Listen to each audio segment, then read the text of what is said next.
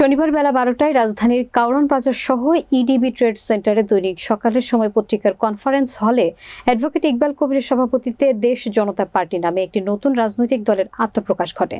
এতে অ্যাডভোকেট ইকবাল কবিরকে মান্যবর প্রধান উপদেষ্টা মোহাম্মদ নুরুল হাকিমকে প্রেসিডেন্ট, ইদ্রিস আলী নান্টুকে জেনারেল সেক্রেটারি করে 105 সদস্য বিশিষ্ট কার্যনির্বাহী কমিটি গঠন করা হয়।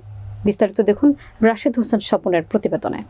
অনুষ্ঠানে উপস্থিত ছিলেন vice president doctor Sultan Mohammad Reza, কমল Chowdhury, Faruk Hossain, advocate Saiful Islam, advocate লাইনুন Nahar, advocate Golam Mostafa Majumdar, advocate Ayub Hossain, Syed Haider Ali, Suman সহ আরও অনেকে।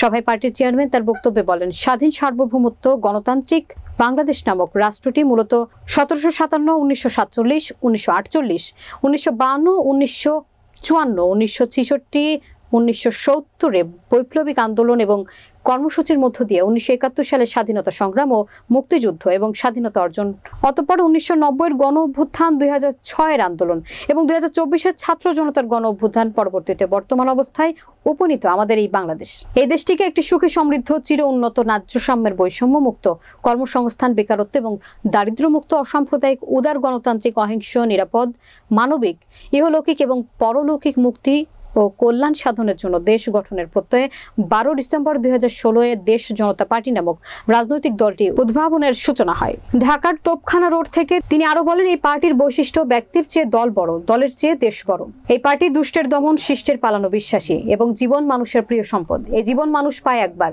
তাই এমন ভাবে বাঁচতে হবে যাতে মৃত্যুর মুহূর্তে আমি এবং আমরা বলতে পারি আমাদের সমগ্র জীবন ও কর্মশক্তি ব্যয় করেছি এই পৃথিবীর সবচেয়ে বড় আদর্শ প্রতিষ্ঠানের জন্য।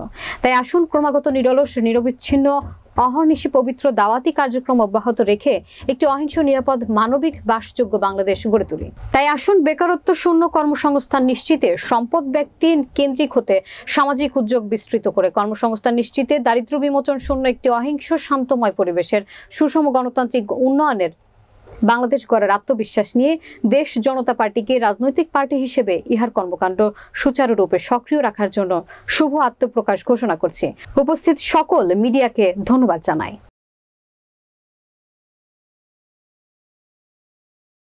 স্বাধীন সার্বভৌম গণতান্ত্রিক বাংলাদেশ নামক রাষ্ট্রটি মূলত 1757, 1947, 1948, 1952, 1954, 1966, 1969 এবং সর্বোপরি 1970 বৈপ্লবিক আন্দোলন ও কর্মসূচির মধ্য দিয়ে পরবর্তীতে অনেক শহীদের রক্তের বিনিময়ে এবং মা বোনের সম্ভবের বিনিময়ে আমরা 1971 সালের স্বাধীনতা সংগ্রাম ও মুক্তিযুদ্ধ এবং স্বাধীনতা অর্জন, অতঃপর 1990-এর গণঅভ্যুত্থান ও 2006-এর আন্দোলন এবং 2024-এর ছাত্র জনতার গণঅভ্যুত্থান, পরবর্তীতে বর্তমান অবস্থায় উপনীত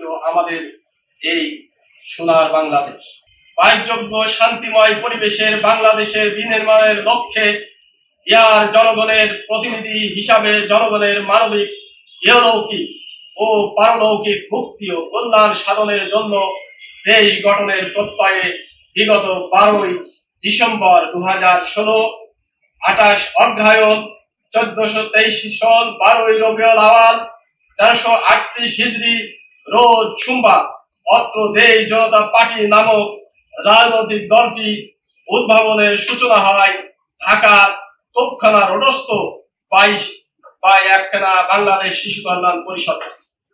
আমাদের এখানে আমাদের ডাইনামিক একজন সেক্রেটারি, দৈনিক নতুন দিন পত্রিকার সম্পাদক, প্রকাশক এবং বাংলাদেশ সংবাদপত্র পরিষদের, জাতীয় সংবাদপত্র পরিষদের সম্মানিত সেক্রেটারি জনাব ইদ্রিস আলী নান্টুকে আজকে আমরা তাকে সেক্রেটারি হিসেবে দেশ জনতা পার্টির ঘোষণা করছি।